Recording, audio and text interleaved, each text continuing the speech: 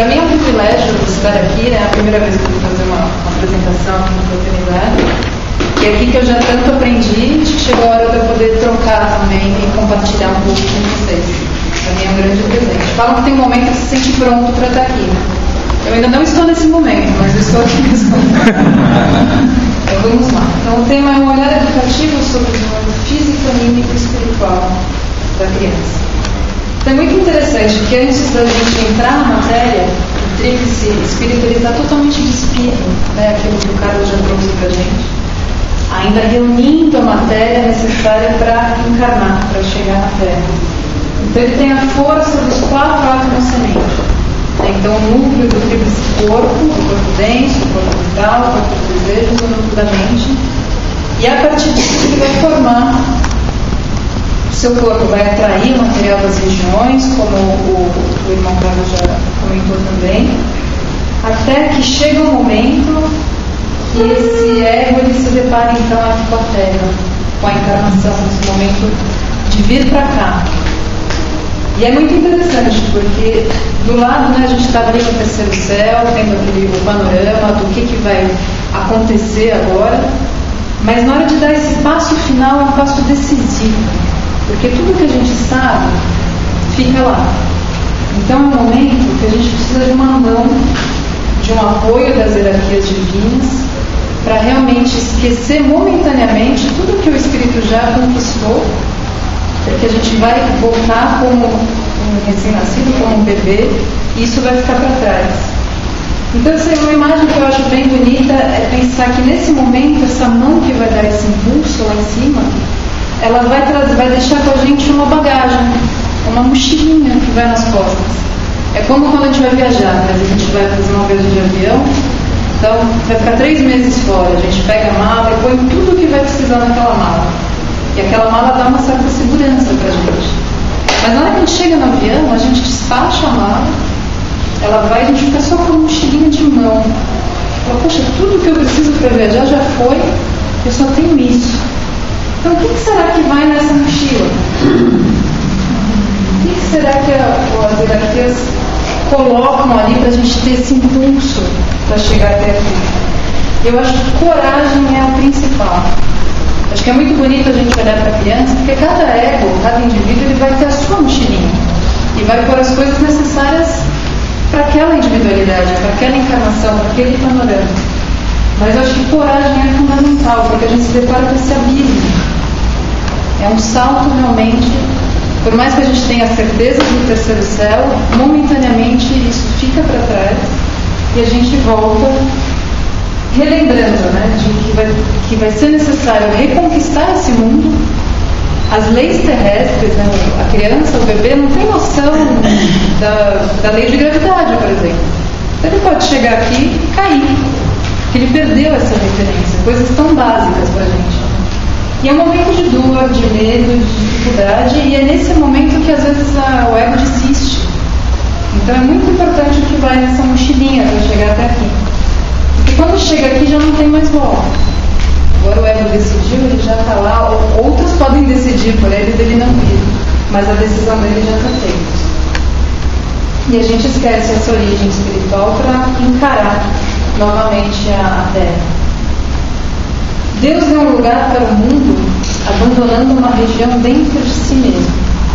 E é muito bonito que assim como é em cima, embaixo. E é isso que acontece com nós, com a nossa mãe. Né? Então vai ter esse ser, esse ego, que vai abrir um espaço dentro de si para que a gente possa então encarnar. Então esse ego, ela não dá para ver muito bem, mas ela tem na mão uma balança, e durante os primeiros anos da nossa vida ela que vai ter esse controle do que pesa, o que vale, o que entra, o que não entra. Tão importante é essa figura no início da nossa vida. Então é muito importante a gente olhar para esse ser que acabou de chegar com veneração. Deixa eu apagar aí, né?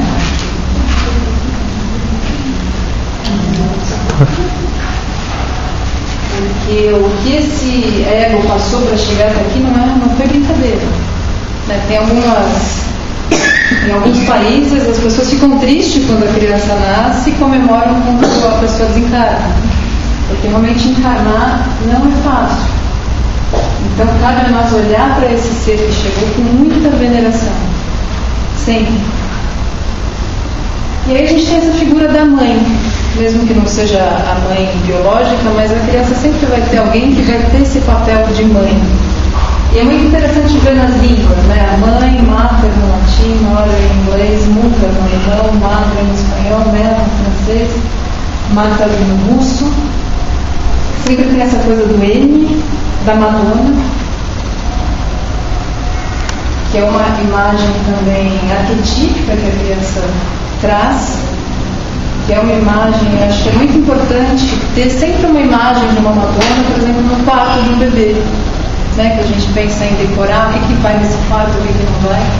A Madonna é muito, por ser essa imagem arquetípica, ela é reconfortante para a criança pequenininha.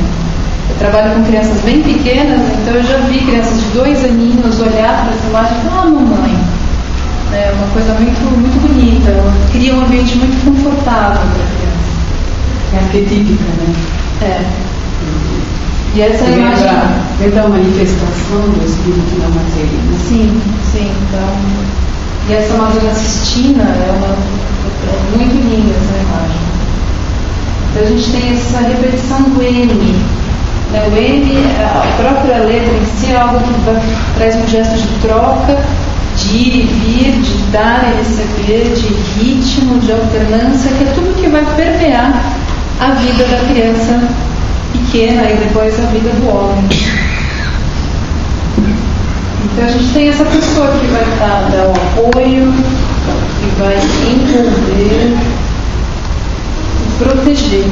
Porque a criança, quando ela chega, o ego, quando chega, ele precisa de proteção.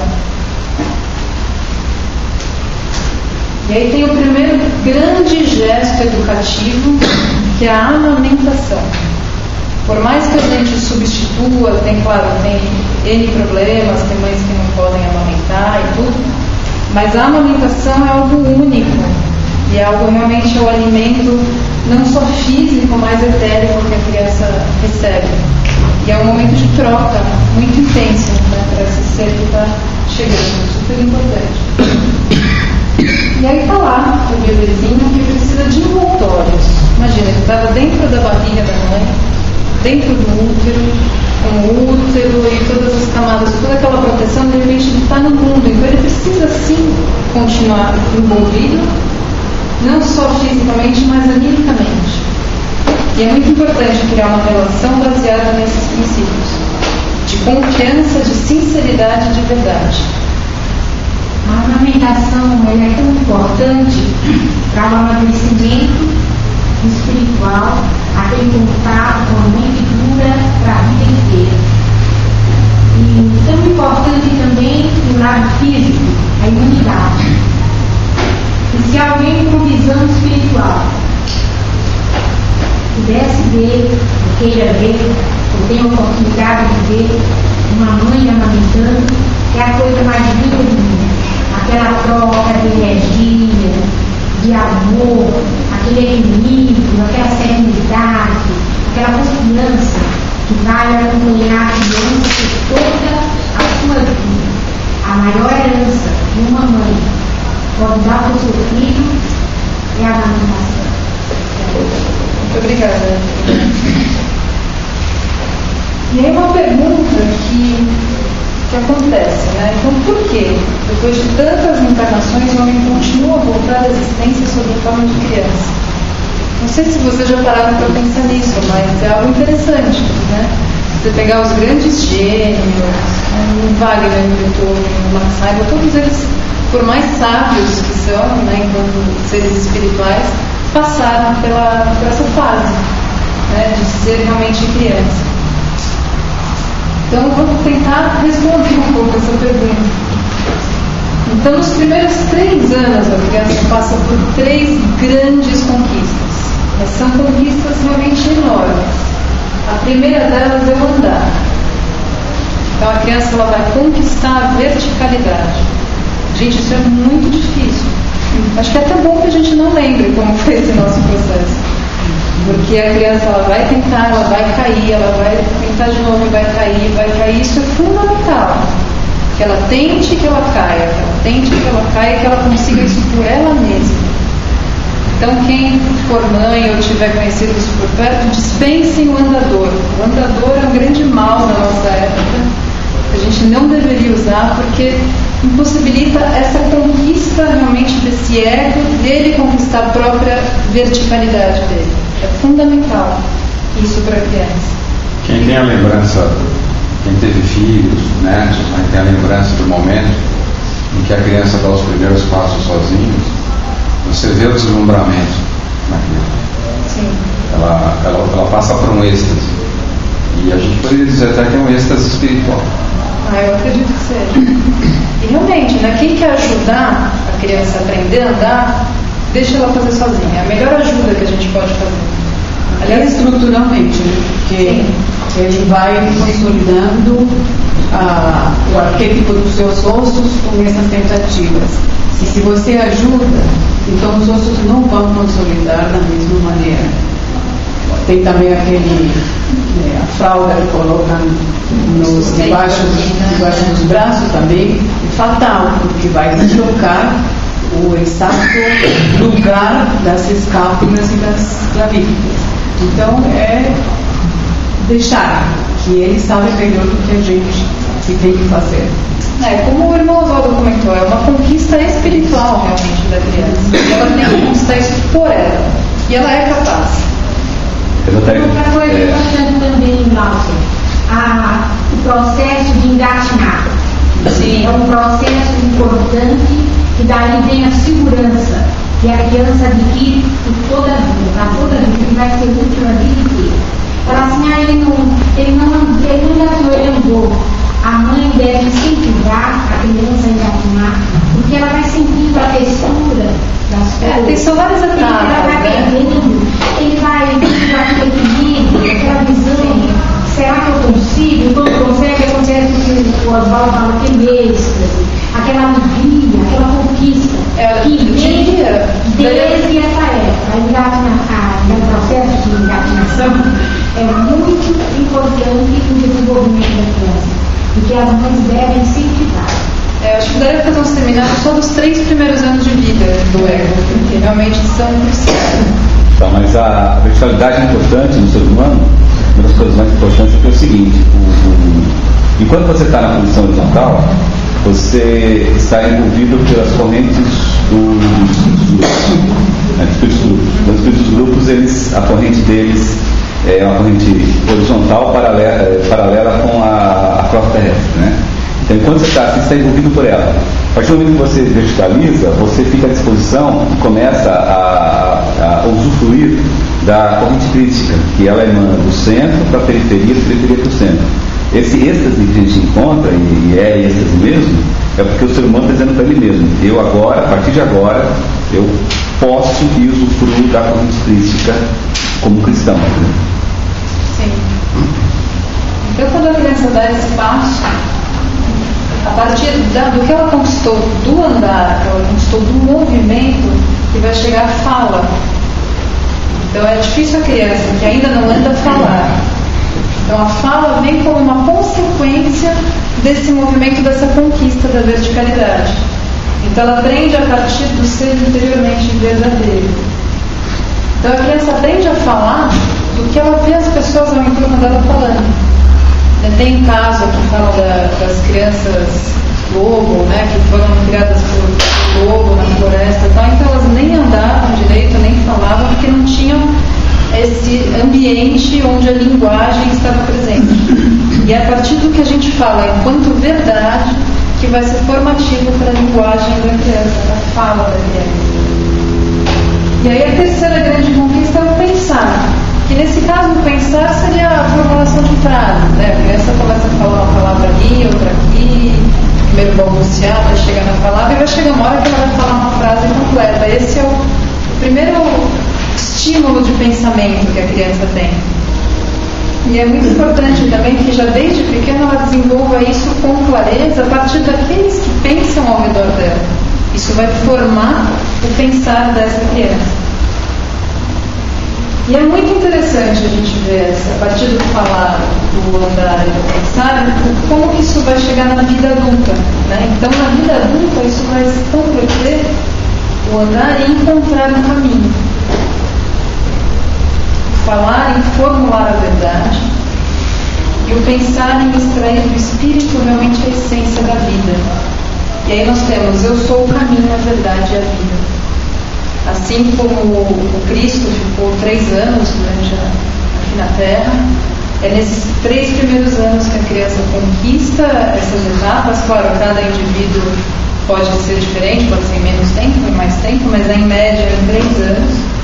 E acho que é isso que vai depois já ligar a criança realmente com a corrente de Cristo e vai levá-la para um caminho de verdade e de vida. O mundo é bom. Isso é algo que deve permear o mundo da criança, porque ela acredita que o mundo é bom. Então ela tem que ver a partir dos olhos dela o reino mineral, o reino vegetal, o reino animal, o homem como bom. Então aquilo, ela esqueceu como aquilo, o espírito tem toda a bagagem, ficou lá atrás, a gente não lembra. Então a gente precisa confiar nos que já estão aqui, acreditar no que eles estão fazendo por nós. Isso é bom para que a gente desenvolva o nosso caminho. E aí a missão da infância, que é fazer com que não esqueçamos a nossa origem espiritual. Você está falando muito importante, que eu vou deixar passar para a pergunta, porque a gente percebe muitos adultos e adolescentes que não tiveram aí um estímulo dos pais, né, nesse sentido, falar quanto o mundo é bom, né? E o quanto que às vezes a pessoa vem com uma crença, que a gente chama de crença, né? Como se fosse uma espécie de dogma, fica quase que inconsciente de que o mundo não é bom ou de que tem que ficar super protegido, né? Por exemplo. E é tão difícil você fazer a pessoa enxergar essa ideia de que o mundo não é bom, e se ela enxergasse seria tão melhor. E ao mesmo tempo essa ideia ela enrijece tanto a pessoa que lá na frente uma série de como ela não explorou o mundo, porque ela achava que o mundo era ruim, os pais a estimularam, né? Ela acaba estabelecendo uma série de relações com pessoas do meio mais pobre, né? Como por exemplo de modo mais sensualista, de uma série de modos mais primitivos, né? Porque enquanto criança os pais não deram para ela uma possibilidade de que o mundo é bom e ela pudesse explorar e criar repertório, construir um repertório para que na frente ela possa se relacionar com o mundo e com as pessoas de outros modos, né? Então, por isso que essa questão do mundo é bom e que podemos esquecer da nossa origem espiritual você falou assim, muito importante. É algo que a gente deveria ter como pano de fundo mesmo, né? Principalmente os primeiros 7 anos. E por mais que a gente fale, mas o mundo hoje em dia não está bom, é tanta desgraça, é tanta coisa ruim. O Cristo é bom, o Cristo é o pano de fundo. O mundo espiritual é esse mundo bom que cabe a nós, adultos, passar isso para a criança. Então essa essência é fundamental, que a gente esteja sempre reavivando essa bondade do Cristo. Então nós temos 3 pilares que vão sustentar essa infância, né? Então a criança que vem ali com uma individualidade, a hereditariedade, que ela vai puxar ali dos pais, e o ambiente. Então a hereditariedade, a criança por si só, aos poucos ela tem, a partir da vontade, ela pode ir mudando um pouco isso, mas onde a gente pode mais influenciar a criança é nesse ambiente, que é o que a gente vai falar bastante no decorrer da palestra. E aí eu achei interessante fazer essa imagem das individualidades que são mais fogo e aquela que é mais brasa. Não sei porque eu fiz muita fogueira de São João, estou meio influenciada por isso. Mas a gente tem a criança mais brasa seria justamente essa que precisa às vezes de um sopro, né? A brasa é interessante, ela tem o calor, não tem mais a chama, mas ela está lá com o calor, que se a gente assoprar, sai a cinza e a chama muitas vezes volta. Então são individualidades que estão com dificuldade de realmente entrar na matéria, de dominar o corpo, de Porque entrar novamente no corpo físico é como vestir uma luva, né? Você vai, puxa aqui, ajeita ali e conquista. Para que serve essa mão, esse braço? Então são muitas etapas, muitas coisas que a criança tem que conquistar no corpo físico dela. Lembrar para que serve tudo isso. Lembrar que se eu vier aqui, eu vou embarrar aqui e vai machucar. Então são muitas conquistas. E tem algumas crianças que têm mais dificuldade com a materialidade e precisam um pouco desse sopro. Só que muitas vezes a gente vê que a criança anjinha, a boazinha, que está sempre quietinha, ai que gracinha, esse é o modelo de criança. Porque não dá trabalho, né? Porque não dá trabalho, pois é. E a gente fala mal da criança que dá mais trabalho, mas que precisa de um pouquinho mais de contenção. E aí entra a questão do limite. Então nem brasa nem fogo, mas uma fogueira que esteja ali sempre viva, né? Então você tem crianças que elas já tomam posse da materialidade do corpo com muita facilidade, com muita destreza. E a gente tende a já ter essa imagem, né? O anjinho e o tapetinho. O que é terrível para a criança? A gente deveria evitar ao máximo taxar uma criança. Essa criança é terrível, eu não quero nem saber dela, não. Cada criança está num momento de desenvolvimento. Algumas sim vão ter essa mais facilidade com a matéria, então já vão ser mais expansivas, outras vão ser mais contidas, mas a gente não deve gostar nem de uma nem da outra. E sim achar o meio termo de assoprar que precisa e de conter a do outro extremo. Aí nós chegamos num ponto super importante de ritmo, que a gente tem que confundir com rotina. A criança pequena ela precisa de ritmo e não de rotina. Rotina, se a gente for ver a definição até do dicionário, ele vai levar para mecanização. Enquanto ritmo tem a ver com a vida, tem a ver com vivificação. Então a mecanização é a troca do trabalho manual com a máquina. Então a gente faz, a criança acorda todo dia cedo, faz isso, faz aquilo, vai pro futebol, vai pro museu, né? Sempre aquela rotina, sendo que a vivificação, você transformar aquilo em algo que seja belo, em algo que tenha vida. Então a criança precisa de uma rotina que esteja envolvida realmente no ritmo, que esteja envolvida de vida, porque isso é o que permeia a criança. Mas falar, essa criança não consegue parar quieta, mas não mesmo. O espírito acabou de chegar ali no corpo, ele quer se mexer e se sentir para que serve tudo isso. Então ela vai trazer esse ritmo para a gente. E aí a gente tem que prestar atenção às nossas alternâncias, dia, noite, sono, vigília, atividade e pausa. Tentar levar isso para esse ritmo da criança. Então não é também porque ela não pode ter algo fixo que ela vai dormir a qualquer hora. Não. Cabe a nós sim conduzi-la qual é o momento certo de dormir, o momento certo de acordar, principalmente à noite. A criança nunca deveria dormir muito tarde, porque os hormônios de crescimento, o corpo libera os hormônios de crescimento por volta da meia-noite, mais ou menos, que a criança já deveria estar em sono profundo para poder assimilar esse hormônio de crescimento e crescer no momento certo. Então uma criança às 7, 8 horas da noite já deveria dormir. E aí a gente tem o problema do mundo moderno, né? Mas eu trabalho o dia inteiro, então como eu não vou conseguir jantar com meu filho, eu não vou conseguir, então ele fica acordado até às 9, vai dormir às 10, ou ele dorme quando ele quer. Isso, claro, vai depender de cada família, de cada realidade, mas cabe a nós pensar que a criança precisa sim desse ritmo. Então, um momento ideal, por exemplo, dessa convivência familiar seria o café da manhã. Então, em vez da criança dormir super tarde para esperar todo mundo para jantar, então por que não todo mundo acorda uma hora mais cedo para fazer um café da manhã em conjunto e poder viver melhor essas alternâncias, né? Eu acho que a natureza dá uns exemplos bem simples, né? E úteis.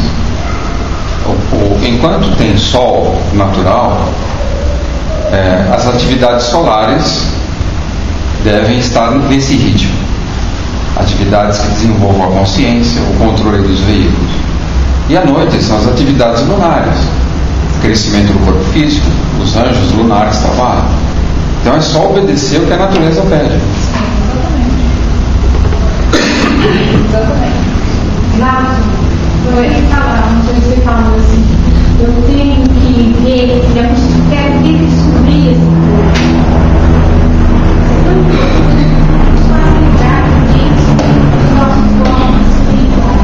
Sim. E temos que criar e aprender a funcionar neles. Exatamente. Assim como é em cima, é embaixo, assim como é embaixo, é em cima. Então, esse processo que nós temos plena consciência e nos acostumamos com ele, é o corpo físico, o mesmo acontece com os nossos corpos espirituais. Sim. Né? E outra coisa que você falou também, são das primeiras horas da noite que despertam os hormônios do crescimento. Os hormônios do crescimento. Né? A criança deita mais cedo, acorda com o sol é vida. Né? Quer dizer, é todo um processo de escolha das coisas, aquilo que é melhor para a criança. Né? E você falou assim, eu tenho que descobrir esse corpo, lembrei também do trabalho, da nossa responsabilidade, da nossa de criarmos os nossos corpos espirituais e aprendermos a funcionar nele, funcionar no jeito. Sim, nessa etapa da vida, até os 7 anos, a criança está gestando o corpo vital dela. Mas a gente vai chegar lá. E acho que fundamental para o adulto perceber qual que é esse ritmo ideal para a criança é o estado de presença.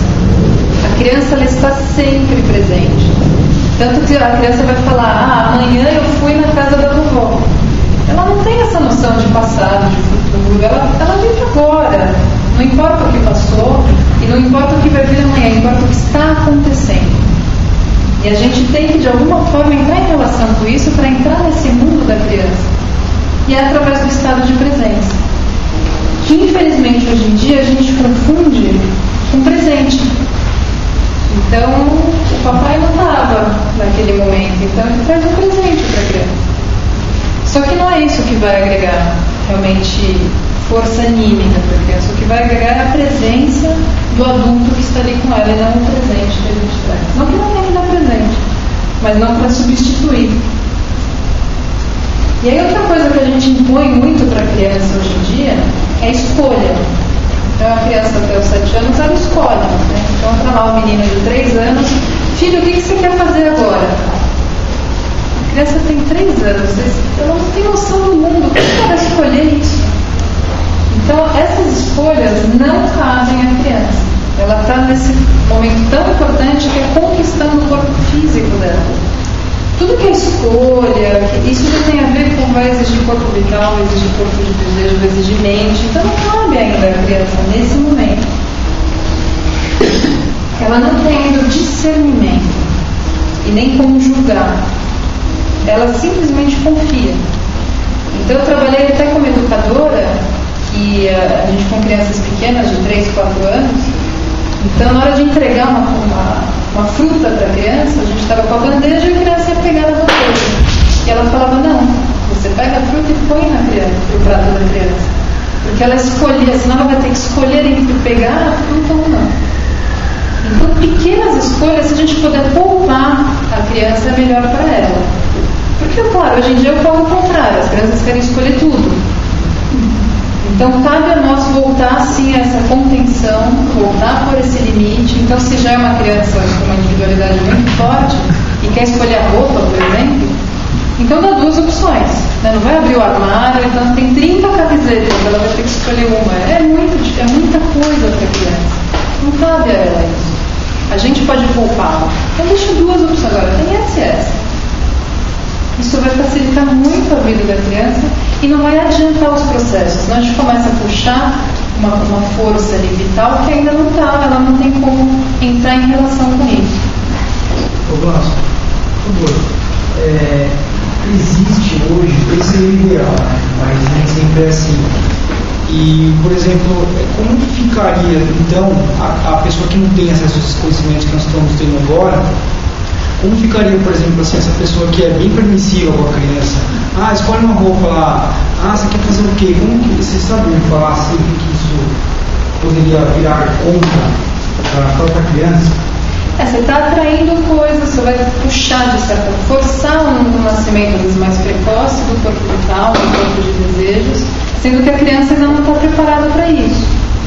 Então, na hora que ela realmente tiver que julgar, tiver que escolher, ela vai se sentir insegura. Porque esse é o momento que ela confia que o adulto vai fazer isso por ela. Então, lá na frente vai faltar confiança, como o Arthur estava comentando. Então, na hora da criança realmente ter que exercer a escolha por ela, pela individualidade dela, ela vai ficar insegura.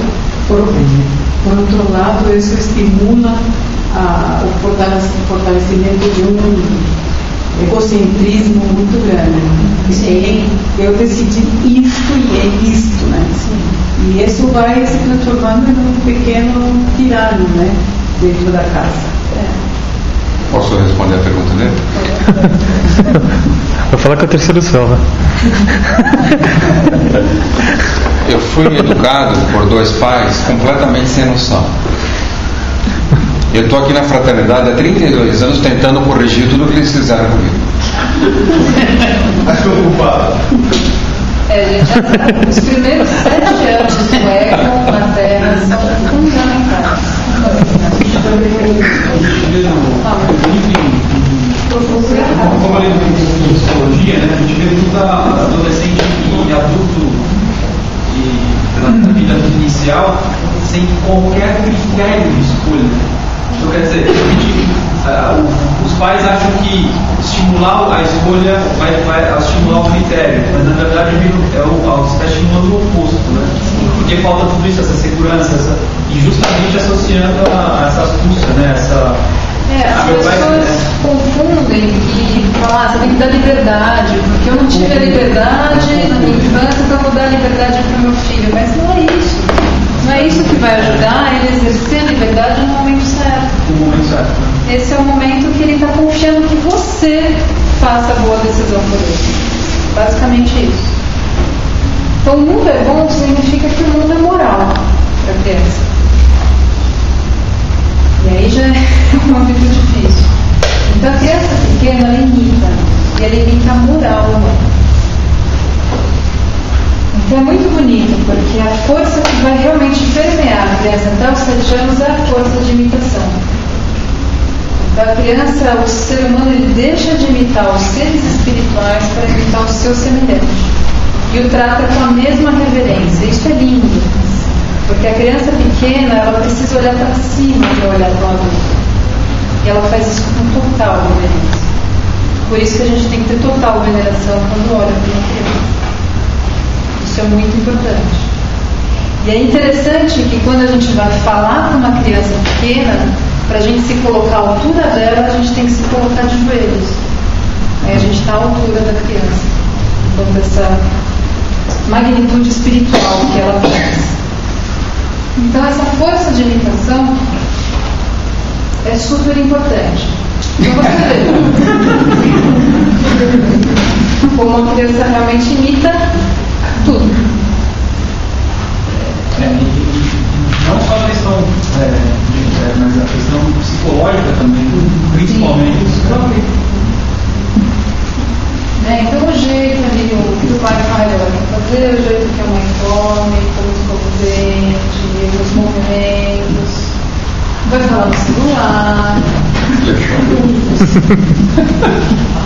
Então realmente todo o gesto da criança vem a partir do que ela vê no mundo do adulto. Só que ela imita também coisas que não são tão boas assim. Você prestar atenção nessa imagem, ela mexeu muito comigo, porque você vê o menino olhando para a mão desse homem que está ali com a arma, né? Para ele fazer exatamente igual. Você vê toda a atenção, a dedicação dessa criança para imitar exatamente o que esse adulto está fazendo. E você vê, isso também é algo importante, a gente fala, mas eu não sou nem mãe, nem pai, não tenho criança por perto, não trabalho com educação, então eu posso fazer o que eu bem entendo, então eu não tenho criança nenhuma perto de mim. Gente, não é assim, a criança confia que o mundo é bom. Como ela não tem o corpo etérico ainda dela, o corpo vital, ela vai usar o que está na terra. Então os nossos gestos, as nossas atitudes, por mais que a gente não tenha criança por perto, vai permear e envolver todas as crianças que estão em desenvolvimento. Isso chama educação à distância. Isso. Aqui é um menininho imitando o boneco assassino. Também. Aqui os gestos, né? Essa criança hoje tem a mínima noção do que ela está fazendo, mas alguém deve ter ensinado, deve ter achado bonito. Né? E essa imagem aqui é terrível, né? Não tem palavras. E é muito bonito, eu convivo com criança pequena, então não teria como não falar disso, ver como a criança leva o que ela imita para brincar. Então aquilo que ela capta do adulto, ela leva para a brincadeira dela. Isso é muito lindo. Né? Então você vê a menininha cozinhando com a mãe, e depois ela vai lá no fogão com a luva, com o brinquedo dela. A menininha ali brincando de médico, com a boneca, no consultório, a panelinha. A criança naturalmente ela não teria esse gesto de pegar a panela, pôr em cima do fogão e brincar. Ela viu alguém fazendo isso, por isso ela faz. E às vezes leva para brincar também coisas que a gente não gostaria que ela levasse. Mas é uma brincadeira. Né?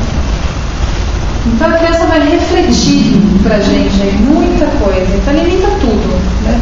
Se está na dúvida do que ela pode imitar, pensa que é tudo. Então o gesto, a forma que a gente fala, a força que a gente fala, as nossas atitudes, ações, movimentos, sentimentos. Aí começa já a ficar mais sutil. O nosso temperamento, a gente está mais nervoso, mais calmo.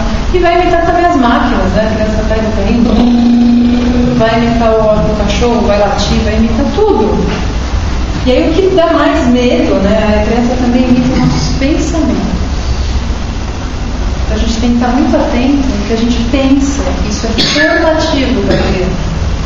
O que nos motiva a fazer alguma coisa é a nossa intenção. Então, amor e boa vontade é o que deveria realmente permear sempre o ambiente que tem crianças. Se a gente conseguisse fazer tudo a partir desses dois princípios, estaria poupando depois anos e anos de busca, né, para consertações. Sem garantia. Sem garantia. Essa é uma imagem que eu acho bem bonita, né? Que antigamente era uma imagem mais comum, né? Aquela casa no campo, as crianças brincando ali em volta dos adultos e os adultos fazendo o que tem que ser feito. A criança ela tem essa noção de serviço naturalmente, né? E serviço o que é? Fazer o que tem que ser feito. A criança faz exatamente isso. E é legal você tentar reproduzir isso com a criança. A gente fala, não, porque agora meu filho tem 3 anos, eu vou comprar o carrinho super tal, que faz isso. Não, pega a criança, leva ela para a cozinha. Tenta fazer um pão junto com a criança. Fazer uma sopa. Ah, não, mas o fogo vai queimar. Não, você ensina para ele que não vai queimar, ele vai aprender. E se você confiar que ele não vai se queimar, eu te garanto que a chance dele se queimar é mínima. Corta legumes com as crianças. Eu que trabalho com criança pequena, eu dou faca. Com a serrinha, e as crianças cortam, eles têm 3, 4 anos. E aí uma mãe super preocupada, né, ela veio, ai, dona Glaucia, minha filha, ela gosta muito, né, vocês fazem a sopa aqui, eu queria fazer em casa, eu queria ver a faca que você dá pra ela, pra eu comprar uma igual, né, deve ser uma faca especial, tá? Aí eu fui lá e mostrei a faca, uma faca de serra sem ponta. Ela veio, você dá uma faca pra minha filha, ela tem 3 anos, eu falei, dou. E eu tenho certeza que ela não vai se cortar com a faca. A mãe ficou super assustada, mas ela confiou no que eu falei. E ela viu que realmente a criança corta ali junto, né, com a gente, o legume, o que tiver que ser feito, ela vai imitar o que a gente está fazendo e o quanto a gente confia nela é o quanto vai dar certo. Claro, pode ter um dia que ela vai cortar o dedo. E corta, né? A gente também. Qualquer um de nós pode estar na cozinha e cortar o dedo. Qualquer um de nós pode estar fazendo uma comida e se queimar na panela. Então a criança ela pode já ir lidando com esses riscos desde que ela tenha um adulto por perto que ela possa confiar e que confie nela.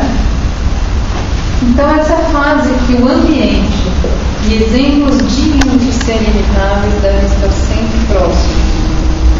O que é muito difícil, né, ser esse exemplo digno de ser imitado. Mas acho que a gente tem que fazer o que dá, tentar um máximo. Então aqui tem algumas imagens que trazem um pouco isso, né? Ali é uma mãe passando roupa, as crianças brincando, ali lavando a roupa. Então esses gestos primordiais que hoje se perdeu, né? Hoje a gente não lava mais a roupa, põe a mão na roupa para lavar. A mãe não passa mais roupa, tem a empregada que passa. É interessante, às vezes, quanto a criança pequena gosta de ficar com a empregada. Porque ela está fazendo os gestos primordiais que a gente está perdendo, a capacidade, muitas vezes, de fazer isso. Quais você acha que são as consequências mais imediatas da ausência e da rejeição? Da ausência e da rejeição? Eu acho que é essa falta de acreditar no ser humano. Que você vai ver na adolescência depois os adolescentes que se matam, que não têm perspectiva. Eu acho que tem muito a ver com isso. Não tem um modelo também, de repente, de, né, o pai e a mãe acaba sendo autoridade, né? A pessoa sem essa referência acaba perdendo na vida essa... Nós estamos hoje em dia em falta de exemplos dignos de serem imitados. Está um vazio muito grande. Está um vazio, né? Isso. O pai tem que ajoelhar e conversar na mesma, sem segurar, eu sou grandão, por inteiro. Ajoelha é dar atenção para a criança, isso é um alimento de alma. Na escolinha, sempre a mãe que leva. Se o pai é a direção, é a força, o menino ou menina, uma hora esse pai precisa de vez em quando ter a disponibilidade de sacrifício, leva você. Não, me deixa um amigo levar para a escola, me deixa que eu leve, né? Porque sabe que é importante. E o adulto perdeu essa percepção de que, na verdade, quem mais ensina para ele é a própria criança. A criança está muito perto ainda ali do mundo espiritual. Ela está muito próxima das entidades espirituais. Até os 3 anos, o próprio Cristo está cuidando daquela criança.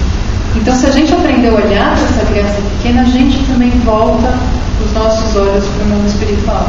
A gente se contém. Então, a gente deveria aproveitar e olhar para essa criança ao invés de se pôr superior a ela ou qualquer coisa assim. Então, esse ambiente deveria permear.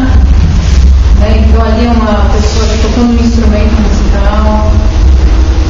Esse quadro eu acho muito lindo. E é simplesmente a mãe colocando, um adulto colocando leite ali no recipiente. Você vê que é um gesto simples, mas ela está totalmente presente naquilo. O que ela está fazendo é colocando leite no jarro. Nossa, interessante isso também. Existem algumas crianças, isso você vê que é nítido da dinâmica da família, né? Que é um senso de imediatismo, que tem aquele comportamento de quando o pai está ausente, ele vem dar o presente para compensar, quer dizer, não existe mais não todas as famílias, mas uma parcela, né, um senso de processo, de construção para chegar no espírito. Exatamente. Você tem uma necessidade e a resolução, junto com as ações rápidas de aquário que está chegando. Essas ações rápidas elas podem não ser tão. Essas ações rápidas elas deveriam ocorrer desde que o processo estivesse bem estabelecido. Né? Se não tem esse processo, esse imediatismo, as ações rápidas preferível que a gente não estivesse tão perto de aquário. O que a gente puder levar para a criança pequena de processo, como o Arthur falou, a criança hoje ela vai tomar café da manhã, ela senta na mesa, o leite vem da caixa. Né? Vem tudo pronto, ela não tem mais noção. Tudo processado. Né? A comida vem do supermercado. Então, se a gente puder de alguma forma resgatar isso com a criança, então se a criança toma leite, então leva um dia ela num sítio, para ela ver de onde vem o leite. O leite vem da vaca, não vem da caixinha. Né? Esses processos eles estão se perdendo completamente. E a criança ela gosta muito do fazer. Fazer é a palavra-chave para a criança até os 7 anos. Então, você quer conquistar uma criança e não sabe o que fazer? Constrói alguma coisa com ela, mas alguma coisa útil. Tem que servir para alguma coisa, não vai fazer por fazer. É alguma coisa que tem utilidade. Porque a criança, ela vem do mundo espiritual pronta para servir. A nossa neta teve uma frase célebre desse mundo moderno. Ela falou pra gente: vovó, me leva no shopping para ver o menino Jesus? Me leva no shopping para ver o menino Jesus. ponto chegamos. E também a importância da mãe cozinhar com a criança. A importância é dizer um alimento, uma coisa viva, que vai alimentar o corpo, que faz parte do seu dia a dia.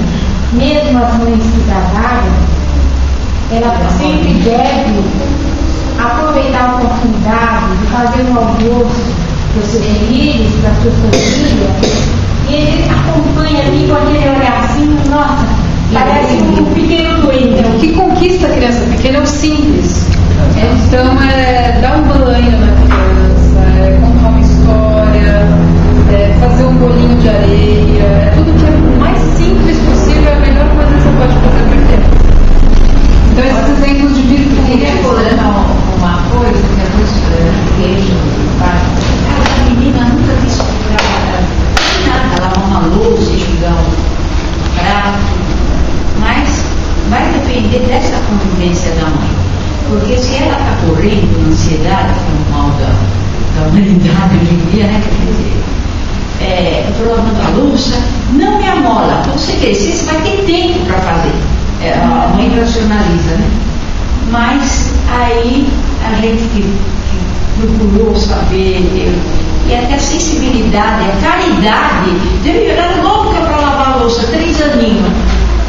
Eu tenho a minha netinha, que eu agradeço que a minha mãe, das mais antigas, peguei a cadeira, pus na pia, foi uma cagou, êxtase. É o máximo. A senhora deu um grande presente para essa criança. Aí lavou tudo, lavando, lavou um pouquinho, foi só a alegria que eu tive ali. Então, propiciar isso para a criança e, né? Sabe que eu já tive uma criança na escola que a criança tinha 2 anos, ela era proibida de entrar na cozinha. Porque era um ambiente muito perigoso. Então não podia entrar na cozinha. E aí a gente foi trabalhando com essa família, tá? Então esse menininho, uma semana, ele quebrou 3 pratos. A gente tem prato de louça na sala. 3, porque ele nunca tinha pegado prato de louça na vida. Eles querem matar a criança, bater, né? E aí a gente teve que falar pra mãe, né? Olha, aqui ele lava a louça e ele cozinha, tudo bem pra você? Aí a mãe começou a perceber que isso era importante. A minha mãe me colocava para lavar a louça desde pequenininho. Aí a lavava a panela, lavava tudo. E naquele tempo tinha que deixar brilhando. Eu não fazia isso porque ela estava me ajudando a crescer, porque senão não saía para jogar bola.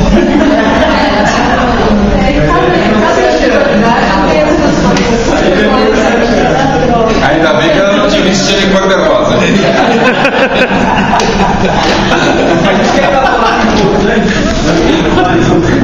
gente não sabe, né? Nós estamos falando uma proposta de dar para a criança a possibilidade de ela descobrir o mundo, para ela colocar a criatividade, para ter repertório, né, para poder se expressar. Porque isso, né? exatamente. A imposição é complicada. Isso vai trazer um efeito lá na frente. Hoje você está aqui, por exemplo. Mas o investimento é a longo prazo com a criança pequena. Com a criança pequena não adianta você fazer uma coisa porque amanhã você quer resultado. Não, é um investimento a longo prazo e depois a gente vai falar um pouquinho sobre isso também. Filho para trabalhar, como tinha antigamente na roça. Eu tenho bastante filho para me ajudar na roça.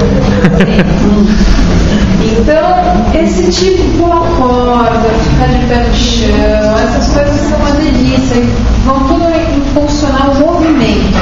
A criança tem que se movimentar para conquistar realmente o corpo dela e depois conquistar o caminho dela. Aí aqui algumas reflexões em relação a essa criança, então até os 7 anos, até o momento do nascimento do corpo vital, que a gente vê principalmente pela troca dos dentes da criança. Super importante prestar atenção nesse momento. Então a gente pode pensar um pouquinho entre o falar obrigado e o cultivar a gratidão. Então a criança pequenininha, alguém deu um pãozinho para falar obrigado, vai ser mal educado. Ela não tem noção do que significa essa palavra. Então, mais claro, é bonito e tal, mas a criança falar o obrigado mais pra frente vai ser natural, mas é importante que nesse momento, até os 7 anos, ela cultive dentro dela a gratidão. criança. Então, toma esse pão aqui. Pega um pedaço de pão, olha para a criança e entrega na mão dela. A partir desses gestos, a criança vai sentir a sua gratidão em entregar aquilo para ela, vai cultivar isso nela, e no momento certo ela vai receber aquilo e vai falar obrigado.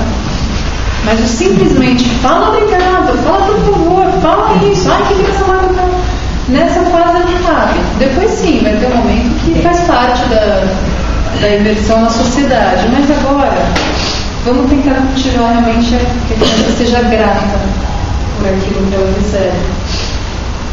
O castrar e o confiar. Então a criança está lá no parquinho, vai subir no escorregador alto, o escorregador vai ter uns 10 degraus. Ela chegou lá em cima, ela conquistou, ela foi degrau por degrau, foi difícil, escorregou, subiu, ela chegou lá em cima, ela olha pra gente, mamãe, papai, titia, a gente olha e fala, você vai cair. Acabou. Talvez ela caia. Mas isso é lembrança de Adão. Você vê como fica? Presente. Por mais que a gente sinta que possa ser uma situação talvez perigosa para a criança, que tem algum risco, claro, se ela está caindo no precipício, você não vai largar a criança ali. Mas se tem ali, né, se ela cair no chão de areia, alguma coisa assim, não tem tanto problema, confia. Então ela precisa da sua confiança. Então olha para ela e fala, vai que qualquer coisa eu estou aqui. Se não der certo você cair, eu estou aqui. Mas confia que ela vai conseguir. Algumas crianças elas saem para não vai se sujar. Como não vai se sujar? Isso é terrível. A criança é pequena, ela não tem noção que se ela pisar ali na lama vai sujar. Deixa ela se sujar, faz parte. A criança ela traz ainda tudo um caos dentro dela, né? Os corpos em gestação, é muita coisa acontecendo no corpo da criança. Então, para ela depois transformar isso em cosmos, ela precisa exteriorizar esse caos. Então, se chegar numa sala, num quarto da criança que está tudo bagunçado, é porque está tudo bem. Não cabe a criança pequenininha ela mesma arrumar. Se ela vê você arrumando, ela vai aos poucos perceber que esse caos precisa de ordem e ela vai chegar e arrumar. Mas não adianta para uma criança de 3 anos, olha, põe esse livro ali na terceira prateleira. Isso não muda nada. Mas se ela vê você todo dia pegando livro e guardando, aí sai do lugar, você vai lá e guarda, você vai lá e guarda, vai ter um dia que ela vai pegar o livro e vai guardar. Principalmente se seus movimentos forem harmoniosos. Principalmente. Aí volta aquele gesto. Se você estiver presente naquilo que você está fazendo. Rezar é a devoção. Então a gente, a criança tem um aninho, não, tem que rezar antes de dormir. É muito lindo cultivar isso com a criança e eu acho que realmente a gente deveria orar com a criança antes de dormir sempre. Mas lembrar que a criança ela é devoção. Ela está ligada com o mundo espiritual. Então, mais importante do que ela exteriorizar isso, fazendo um gesto de reza, alguma coisa assim, é a gente lembrar que ela está neste estado de oração e que isso vai se transformar aos poucos realmente em devoção. Então, não adianta impor para a criança que ela tem que fazer a oração assim. Não, ela traz isso no gesto dela. Então, aos poucos, a gente cultivando devoção para a criança, ela vai, no momento certo, realmente aprender a rezar. Atividade é dirigir e brincar. Então, hoje em dia, infelizmente, a maioria das escolas para criança pequena, você já tem as atividades, né? Então, você aprende a ler, aprende a escrever, aprende inglês, aprende isso. Essa fase não é para nada disso. A criança ainda não tem o que ela mais precisa para a escolarização, que é a memória. A memória vai vir lá na frente de um corpo vital. Então não é o momento dela fazer isso. Mais uma vez, ela está concentrada no seu corpo físico. Então brincar é a melhor atividade que a criança pode ter. E o brincar livre. O brincar com coisas naturais, o brincar com toquinho, com pedrinha, com as plantas, com esse mundo, e não com brinquedo de plástico, com brinquedo pronto. Os brinquedos prontos são os piores brinquedos que a gente pode dar para a criança, porque ela não tem nada a fazer. Ela olha, aperta um botão, mas não é isso que ela quer. Ela quer criar a partir do que ela vê, a partir do que é natural no mundo. Então aí também outra coisa, ler histórias e contar histórias. Quando a gente lê, é um gesto também bonito, mas mais importante para a criança, que vai mais envolvê-la, contar. Porque aí você põe a intensidade, você está totalmente inteiro, você está contando algo para a criança. E isso vai entrar muito mais nela do que ler uma história. Inclusive é comum a criança pedir para você contar a mesma história várias vezes. Exatamente. E fica te corrigindo enquanto você está contando. Isso, a repetição. A criança adora, uma coisa super importante. A criança adora repetir. Repetição, ela adora. Então ela acabou de ouvir a história, ela falou de novo. Aí você conta de novo. Por quê? Porque ela não tem memória. Então o que você acabou de contar não ficou gravado no ato de mente, mas na memória dela não tem nada. Então cada vez que você conta é algo novo. E ela vai se envolvendo, se fortalecendo com aquilo, depois ela vai chegar já com o corpo vital pronta para realmente incorporar e trazer isso para a memória dela. Mas a repetição é algo super importante. Então a gente pensa, férias escolares. Estou com meu filho de 4 anos, nossa, a gente tem que fazer um monte de coisa. Não. A melhor coisa para uma criança de 4 anos, nas férias, ela fica todo dia em casa. Não precisa, tem que ir no parque, tem que não sei o que, claro, um parquinho, ou ir na casa da avó, fazer coisas assim que ela está acostumada, mas a criança adora repetir. E repetir. E aí outro ponto importante, a TV. Bom, eu sou bem radical, concordo muito com o Oswaldo, que a TV a gente poderia jogar fora. Mas principalmente para criança pequena. Por quê? Então, hoje a gente tem tantos desenhos animados, que são lindos. Mas a criança ela tem um mundo de fantasia dentro dela. Então ela tem o poder de criar imagens que a gente não tem noção do que ela cria. Justamente porque ela está lá ligada com o mundo espiritual. Então na hora que você vai contar, você pode, por exemplo, contar a história do Chapeuzinho Vermelho. A gente não tem noção de como vai ser essa Chapeuzinho Vermelho que ela criou dentro dela. Mas no momento que você mostra na TV, você matou a Chapeuzinho Vermelho que ela criou dentro dela. Porque sempre a imagem que ela vai ter é a imagem da TV. Que é interessante que eles ficam desapontados, Ficam, porque é muito menos. Você acha que alguém vai conseguir colocar no papel algo que a criança traz do mundo espiritual? Os sonhos que elas têm, elas são muito mais entusiastas do que assistindo um desenho. Então, depois dos 7 anos, liberado. Mas se a gente puder poupar a criança disso, a gente está fazendo com que o mundo de fantasia dela se enriqueça cada vez mais, e isso vai ser a criatividade que vai vir lá na frente. E isso vai fazer com que ela permeie a vida dela de ideais para a vida. Então é muito importante, por mais que... mas tem um vídeo da flauta mágica que é lindo, maravilhoso, mesmo esse, até os 7 anos não precisa. Ela não tem estrutura cognitiva para compreender os conceitos. Sem contar que a imagem, a formação de imagens, o vídeo é muito rápido, você tem sei lá quantas mil imagens em X tempo. É muita coisa para a criança captar, ela não dá conta, e ela não precisa disso. E é interessante, você pega uma criança pequenininha, ela está brincando, você põe ela para assistir televisão, geralmente ela fica assim. A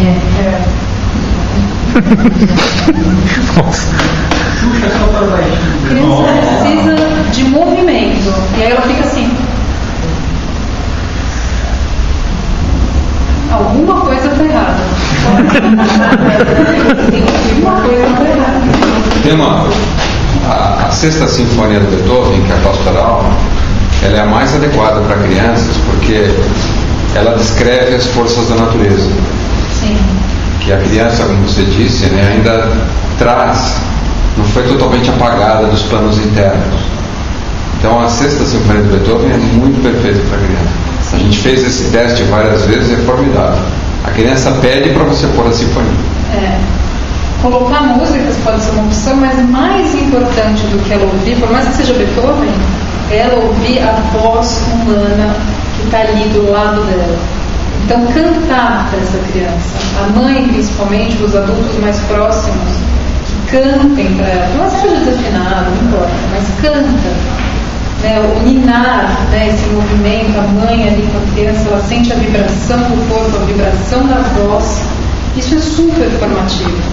Então cantigas, a criança adora ouvir o que a gente ouviu no nosso tempo, Né? Na minha época eu cantava música tal, na roda. A criança adora isso. É esse simples. É linda uma sinfonia do Beethoven, mas talvez seja muito ainda para essa criança tão pequenininha. Talvez basta realmente você trazer essa dimensão. Porque nós estamos perdendo o hábito de cantar. Nós ouvimos, mas não escolhemos sobre música, sobre o histórico da música. Exatamente. Mas se o adulto ele é o exemplo para a criança e nós estamos perdendo. Então nós devemos tocar, nós devemos cantar. Então acho que é válido colocar música. Toda essa educação que você está, na verdade, está servindo para nós adultos. Mas o ideal seria, porque ainda o CD é muito abstrato para criança. Como é que você põe um negócio ali e sai um som? Por mais lindo que seja o som. Então leva a criança para ver uma orquestra. Hoje em dia a gente aqui em São Paulo tem o privilégio de ter a Sala São Paulo. Todo domingo de manhã tem concerto às 11 horas da manhã, gratuito, e você pode sim levar a criança, bebê, que eu já vi lá a coisa mais linda. Eles vão falar pra mim. E se chorar, é um momento que a Sala São Paulo propicia para isso. Mesmo que a criança faça barulho, então não tem problema, mas é para ela ter esse contato com a música nascendo ali na hora para ela. E aí depois, claro, você pode complementar isso em casa, mas é importante ela ver esse processo. Da onde vem a música? A música não vem do CD, vem de alguém que tocou esse instrumento, que se envolveu, que se doou, que estava presente para tocar. E essa veracidade vai permear a criança pequena. Uma dica para quem não conhece: o Paulo Tati faz um trabalho incrível de resgatar canções infantis e colocar no tônus adequado para as crianças. Canções de roda, cirandinhas. Paulo Tati. A criança pequena, a escala de som ideal dela é a escala pentatônica, que é onde você vai formar acordes que são sempre harmoniosos, que não tem dissonância. Então isso seria algo bom para envolver esse ambiente da criança pequena. Mas é que eu falar como criança e falar para a criança. Quando a gente vê a criança pequenininha, ai, bonitinho, que graça, que lindo. A criança imita. Então ela quer um exemplo para imitar. E o que a gente faz? A gente imita ela. Então toda a referência que ela ia ter do adulto, ela se ela pega. Eu estou aqui aprendendo a falar, você fala igual eu. A gente tem que falar corretamente frente às crianças. Não adianta que, então eu vou me aproximar da criança e vou falar, ai, que bonito, aqui pro papai. Não, daqui para a mamãe. Claro, eu para resolver isso eu tenho 2 gatos. Então com as gatas eu falo assim. Mas com as crianças não. Com as crianças eu exijo, né? Porque é uma tendência nossa. Porque realmente a criança é uma coisa muito mágica, a criança pequenininha, né? Às vezes você vê aquela criancinha de 1 ano e meio, ela vem correndo para te adotar. Você vai falar de qualquer jeito, você se envolve com aquilo, é natural. Mas a gente tem que lembrar que a gente está ali para educar, para ser exemplo, que ela vai imitar, e o que ela quer é alguém que fale corretamente. Aí eu queria falar um pouquinho sobre os contos de fadas. São tão lindos e estão sendo esquecidos aí no meio de tantas coisas boas de Disney.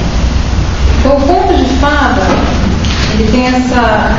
Primeiro que ele também tem essa força arquetípica, assim como o mito, os contos tradicionais dos irmãos Grimm, que são os recomendáveis. Então eles têm essa qualidade do vínculo, traz a questão da concentração e aos poucos o cultivo da memória. O conto de fada ele deve ser trazido para a criança a partir dos 4 anos, que ela já está com a fantasia super forte dentro dela e ela vai realmente criar essas imagens dos contos. Você traz esse conhecimento vivo.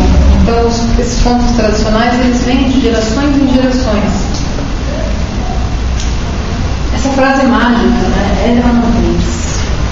Você leva a criança realmente para um outro mundo e ela vai para esse outro mundo.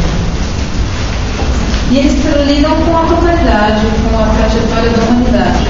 Então a gente não deveria, hoje tem muitas versões, né? Então deu a louca na Chapeuzinho, então, deixa de lado essas coisas. Né? A mídia faz muita coisa para impressionar a gente. Pega o fundo tradicional da Chapeuzinho. Mas e o lobo que mata, que é isso, que é aquilo. Isso são coisas que fazem parte da evolução da humanidade. E para a criança, o efeito moral, a história não mesmo que a gente vê enquanto adulto. Para ela está tudo certo, o mundo todo é moral. Então aquilo vai fazer com que ela desenvolva um discernimento lá na frente. Então é super importante contigo realmente nos contos das lendas. E aí a gente adentra num outro mundo, que é da criança já de 7 a 14 anos, onde o mundo é belo. Então a criança já trouxe essa concepção do mundo bom e agora o mundo é belo. Esse é o momento ideal para a escolarização. Então aqui que deveria vir a ler, entrar nos números, tudo que realmente vai para o papel, tudo que exige memória.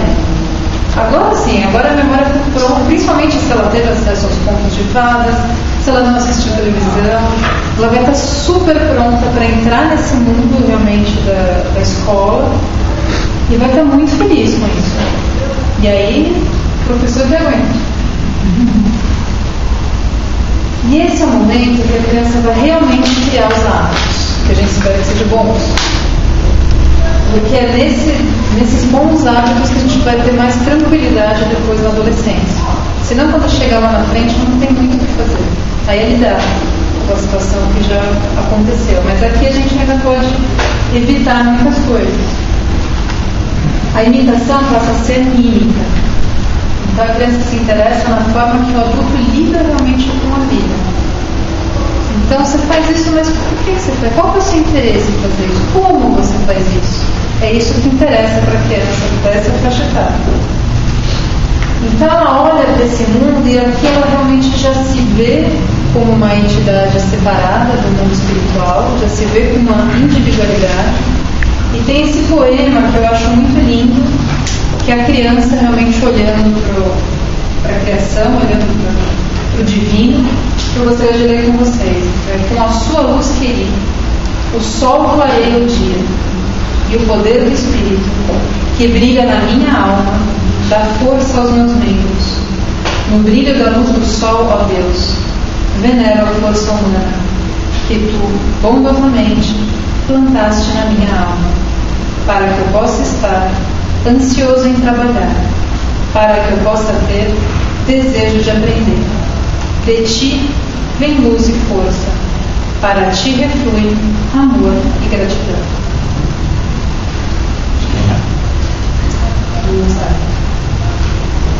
A criança agora ela deixou o jardim, antes ela vai para a escola. Então mais uma vez é um território desconhecido. Ela passa por mudanças físicas, começa a ter hormônio, começa a ter cheiro, começa aquela explosão de coisas no corpo físico, né? O corpo vital já está ali, ela tem sentimentos, emoções e escolhas. Aí ela começa assim a fazer escolhas. Olha a semelhança da palavra escolha com escola, que é interessante. Né? Então na escola ela começa a fazer essas escolhas. Se ela precisa de uma autoridade amada, aqui sim ela precisa de alguém que coloque esses limites, mas com amor. Ela não precisa de autoritarismo, ela precisa de uma autoridade que se imponha naturalmente, que é essa autoridade amada. Ela precisa de um exemplo de integridade e de ritmo, sempre, como nós, né? De inspiração e expiração. Inspiração, inspiração. Então, acabou de fazer uma atividade de matemática, vai brincar, vai fazer uma coisa que alimente-se ir e vir. Na época que existia ainda a nobreza e não a burguesia, que surgiu a partir do século XV, mas havia o sangue nobre. A criança que nascia de sangue nobre, aos 7 anos exatamente, ela era deixada por um tutor. Esse tutor era esse ser íntegro que ensinava arte, ciência e religião para ela. Ele era o continuador do que os pais fizeram. E é ele que cuidava de toda a formação, obedecendo exatamente esse ritmo que você está colocando para mim. Pois é. Porque é interessante que essa autoridade amada justamente não necessariamente vai ser os pais. Ela exemplos, porque ela já confiou que o mundo era bom, então tem outras pessoas boas. E ela vai atrás realmente desse exemplo de integridade, que muitas vezes é transferido para o professor. Outra coisa importante também, Laura, é não deixar que exista aquele paradoxo. Por exemplo, a criança observa, ela observa tudo. E ela vai ver se há conexão entre aquilo que você fala e o que você acha. Sim, isso é muito importante na criança. Senão ela cria um conflito terrível. Mas é isso que ela vai testar, gente. Não, mas dentro do lar, do próprio lar. Sim, dentro do próprio lar. O pai e a mãe falam uma coisa e agem de outra forma. Isso cria um conflito terrível. Porque ela é, antes de tudo, observadora. A coerência é algo fundamental para a criança. Ela percebe isso muito fácil e quando ela sente que está incoerente, ela cutuca. Ela dá esse presente para nós de mostrar o quanto incoerente nós estamos sendo. Desde que aquilo não seja a forma de ação que prevaleça. Sim. Então aqui é uma fase ideal, aí sim, para a criança ser gentil, educada, grata, carinhoso, saber esperar. Isso já desde pequenininha. É muito importante a criança saiba esperar a vez dela, o momento dela, perceber que existem outras pessoas, que ela não é o centro do mundo. Né? Então, realmente usar também a vestimenta de acordo com a faixa etária. Você vê muita criancinha pequena com salto alto, né? Aquela imagem do bebê com seio. Isso não precisa, tudo vai ter sua hora. Né? A menina vai ter um momento que o seio dela vai vir, então não precisa antes. Eu já vi criança pequena com um sutiã de enchimentos. Fala, gente, o que é isso? Não precisa, tudo isso vai acontecer. E são esses pequenos gestos que já vão ser uma aula de sexualidade. E a criança deve ter a orientação dos pais para que ela possa, mais adiante, fazer as suas escolhas. Sim. Fazer as suas escolhas de acordo com aquilo que recebeu dos pais. E aqui ela já começa a fazer essas escolhas. Então, se a gente puder conduzi-la ainda nesse momento, é importante. E aí, esse grande aliado aqui, nós educadores, lembrando que qualquer ser humano é educador, da imagem da fantasia. A criança tem muita facilidade de criar imagens dentro dela. Então, você quer passar um conteúdo para ela, leva através de imagem. Isso vai estimular com que ela crie dentro dela. O próprio Marcelo, ele fala, né, para falar da sexualidade para a criança, através da imagem da flor. Eu não vou contar para vocês, depois vocês vão ver. Mas é muito bonito. E aí entra, né, o ensino das artes. Aqui a criança está super preparada realmente para pintura, desenho, música, tudo isso que vai estimular a criatividade. Aí pode vir com tudo que ela assimila e responde. Porque o que fica dessas vivências são as sensações. Se eu perguntar para qualquer um de vocês hoje, qual foi? Você lembra da sua aula de matemática quando você estava na segunda série? A maioria não vai lembrar. Mas alguém vai lembrar e falar, nossa, eu lembro que eu tinha uma professora, era assim, era assado. A gente guarda a sensação do que ficou lá atrás. Então é muito importante que na hora que a criança está assimilando, qualquer vivência da vida, ela tenha boas sensações para guardar. E a gente adentra então num outro mundo, então dos 14 aos 21. Que aí o corpo de desejo já está em tudo e mais um pouco, que a criança precisa, a criança não, né? Agora o adolescente, a se deparar com o mundo verdadeiro. Então, a gente teve o bom, o belo, agora o verdadeiro. Agora já não interessa se o seu jeito é mais ou menos assim, se anda gordo, se faz isso, o que interessa é a sua veracidade. E uma coisa, Legal, porque às vezes a gente fica sem saber como contar para a criança, como falar para a criança de um assunto que a gente acha muito delicado. Isso aconteceu comigo. Eu não sabia como falar para o meu produto, aqui, como que as crianças nasciam. Então eu sempre fui apelar. Ele foi na escola e falou, mãe, eu perguntei para a senhora tantas vezes, a professora explicou, é tão simples. Os ossos de milho, eu nunca esqueci. Os ossos de milho se dilatam E a criança é empurrada, é um fenômeno da natureza. É um fenômeno da natureza. Nós aqui já ouvi a importância de como a gente fala as coisas para as crianças, com simplicidade. A gente tem que adequar a cada faixa etária. Que essa professora estava iluminada, porque ele falou, é um fenômeno da natureza. Porém, quando chega aqui, aí a criança quer realmente, o adolescente, ele já quer saber o que é verdade, não, o que é real. Eu acreditei na cegonha até agora, mas agora eu quero saber o que acontece.